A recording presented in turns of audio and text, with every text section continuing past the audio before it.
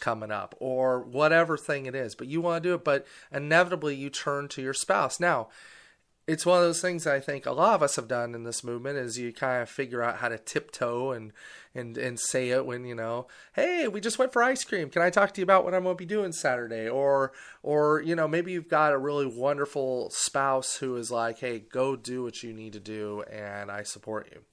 But under the assumption that you don't, inevitably what happens, or even if you do, inevitably what happens is that you run into Johnny's got baseball game going on, or Susie's got a dance recital, or whatever, in other words, that partner has a lot of other things that they may be looking at, and they may not be super supportive. And here again comes to an issue of the labor movement where it's like you're now under pressure, and now the movement has created what I call a cardinal sin, which is now you're being forced to compete between the union and your significant other to be involved.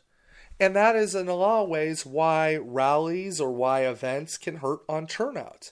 If it's, there's a number of those type of things because you're not doing things in a way that is bringing folks forward. You are doing things in a way that isn't building a movement, a union movement. So the silent partner cannot be neglected any longer, especially in the age of Donald Trump. So, and this goes for, again, coming back to the core family concept. If you're a member, you gotta be armed with pushing whatever efforts that you're participating in. You have to be thoughtful in asking of your union and of the movement opportunities to involve your spouse or significant other in your family. This is important stuff. This is not bullshit. This is really, it's not about kumbaya and wasting, resources on stuff. It is very much about creating culture where your spouse and your families are now connected into the movement. So that is a huge piece. So if you are an activist and you want to know how to talk to your significant other about being in the movement and you're like, look, I can't get them on board. That is a very, very incredibly key piece is to make sure that any event that you're part of has a component that is that really honors that spouse or significant other, that creates that network and community. Now, you go, well, wait a minute. I created these relationships, or my spouse or significant other created these relationships outside of the movement. Maybe they don't want to come and be friends with other people in there. This is a key piece of education that has to happen, that people in the labor movement have to have, that workers in the movement have to have. And it's this education. Your paycheck and your ability to get raises and your ability to have a life that proceeds is dependent on how strong the union is. So when you sit down and you talk to your spouse, and if your spouse is being like really difficult about it and going, look, we got to have this conversation, which is that if I don't go and participate in this piece or do this piece, it may seem weak, but I'm trying to strengthen the movement. If you can come and just be friendly, you don't have to even really do much, but if we're doing something that you'd want to come to, you're helping support my next pay raise, right? You're helping support a better life, and you're also helping to support a better community. Now that means though, so that's something that you can educate your significant other on in conversation that maybe they weren't thinking about that way. They're just thinking that the boss gives you the raises or whatever. That piece of education is incredibly key. But also, create opportunities for your significant other to go to work in the movement. And I don't mean go to work and become necessarily a staff person, but I mean like, hey, we would love to have a picnic. What can you do if we're going to have a picnic with my coworkers, a union picnic? What can you do to help? Can you, whatever. Your spouse has skills of some sort. Skills that, by the way, are just wasting away, not oftentimes being tapped, except maybe if you're lucky in the Labor Day picnic, your spouse is having skills oftentimes that are wasting away, that you as a member can actually help get your significant other. And this goes with your children too. your kids. Now, what can your kids do in the movement?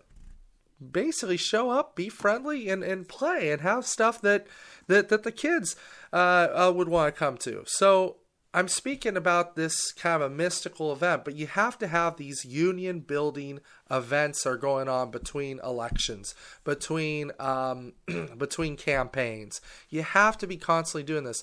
If 2 months out of the year is election season and political work, which is important, I'm not going to knock political work, but if only 2 months of the year is really truly where that's hardcore, what is built in the meantime? What's connecting people to different political campaigns? I'm thinking political work, not just about candidates, but there's plenty of really important political work about policy stuff that people need to know about. Like, for instance, educating around minimum wage, educating around a lot of different things. Extremely, extremely important.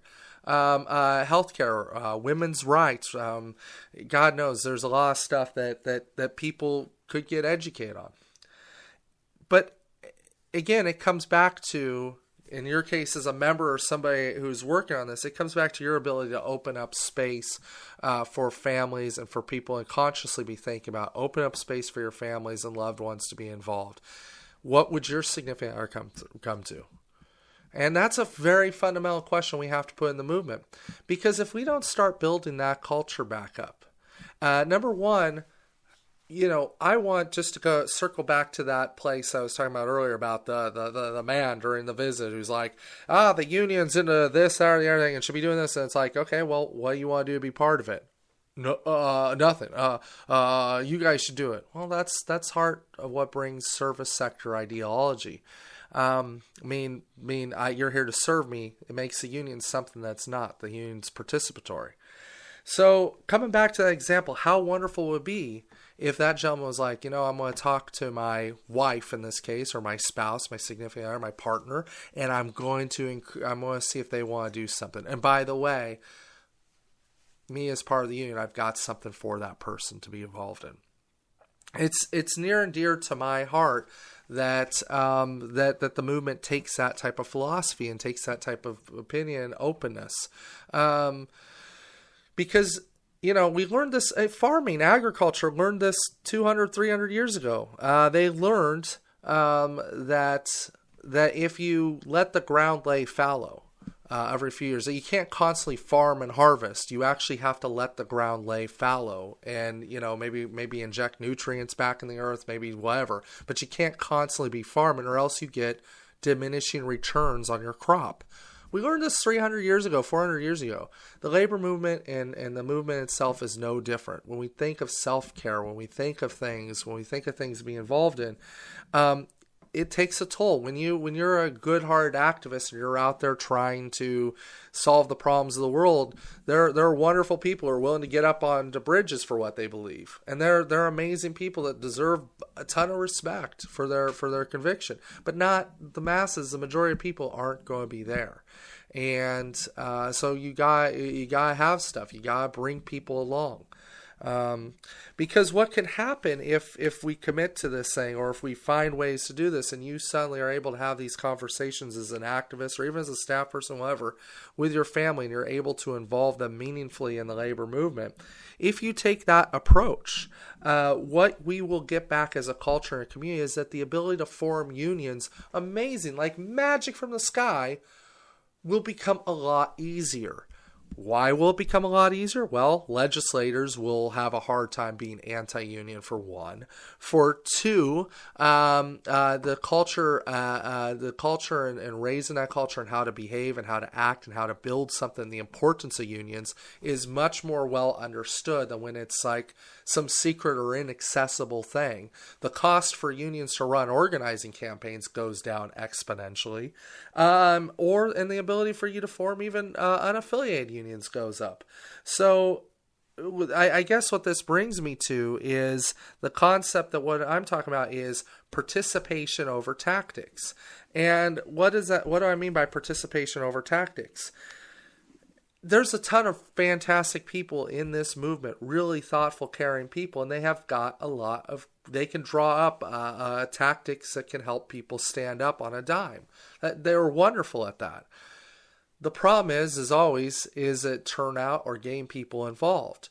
Well, again, this dynamic keeps getting pushed aside. So you keep getting diminishing returns. Oh, so you might have a march, or you might have something that's like, oh, well, unless it's something like happened a month or two ago where it's so fundamentally insulting. I'm talking about the Trump anti-Trump women's marches, where so many women and their spouses and their families were so pissed off about the language and the behavior of the 45th president prior to election, that they came out and said, no, you're not grabbing. They made hats, and they made they participated, and they from Washington D.C. to Portland, Oregon, to everywhere else in between, hundreds of thousands were participating, millions upon millions of people participating in these marches right off the bat. And I don't know exactly what those numbers were, but it was impressive. It was reaching a level of a level of participation that was amazing. But after the movement, how many of those people identified with labor unions for that? Probably not many. They looked at it as a social issue. How many of those people went back to the job or went back to different jobs, and they went to at-will work environments that they can lose at any point, that have been downsized or done away with? Lots. How many people just went out because, they're that poor post-grad student who's taken on 2-3 jobs, and boy, they wanted to go to that protest because they wanted to tell the 45th president not to grab my pussy. How many of them were there? I don't know. There was no sign-in sheet in the day, and I think it probably would have been a fruitless effort if there was. But I know this, that if we don't have participation in our causes and our movement and all the different things that we're trying to do, that you can drop 1,000 tactics and it won't have the type of impact that possibly could. So just to kind of finish this podcast on, thanks again. I've been going a million miles a minute, but just to kind of finish this up, I want to thank anyone who's listening to this. I think that at the end of the day, I encourage you, if you're at home, wherever you're hearing this podcast, is just to do a little self-check-in. Do a little self-check-in about the pressures that you're facing in your family life. And here's a couple.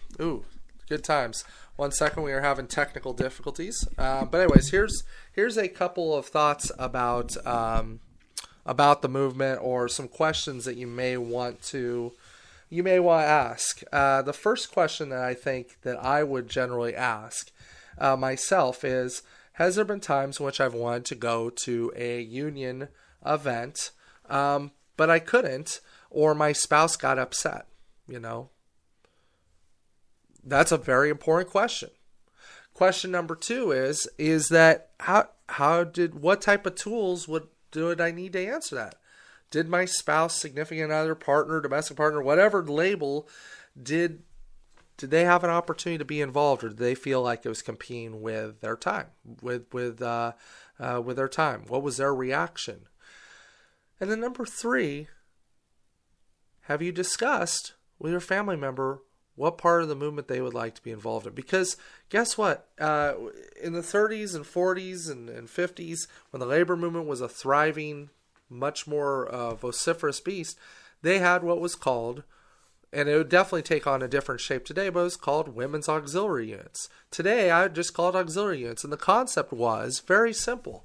I might not be in the union, but my significant other is, or in that case, my husband is, and our livelihood depends on him having a good paycheck so that our family can thrive. So you bet your butt I'm going to be out there on the picket line, or I'm going to be out there in the kitchen, or I'm going to be out there. I'm talking about the picket line kitchen. I'm not talking about at home cloistered away.